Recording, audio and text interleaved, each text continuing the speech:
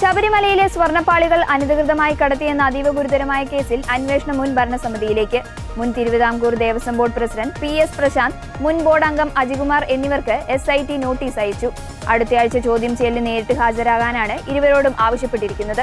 മുൻ ദേവസ്വം ബോർഡ് ഭരണസമിതിയുടെ കാലത്ത് ഹൈക്കോടതിയുടെ യാതൊരുവിധ മുൻകൂർ അനുമതിയും വാങ്ങാതെ സന്നിധാനത്തെ സ്വർണ്ണപ്പാളികൾ നവീകരണത്തിന്റെ പേരിൽ ചെന്നൈയിലേക്ക് കൊണ്ടുപോയതുമായി ബന്ധപ്പെട്ടാണ് നിലവിൽ അന്വേഷണം നടക്കുന്നത്. കേസിന്റെ ആദ്യഘട്ടത്തിൽ തന്നെ ആവശ്യമെങ്കിൽ ഇരുവരെയും വീണ്ടും ചോദ്യം ചെയ്യുമെന്ന് SID വ്യക്തമാക്കിയിരുന്നു.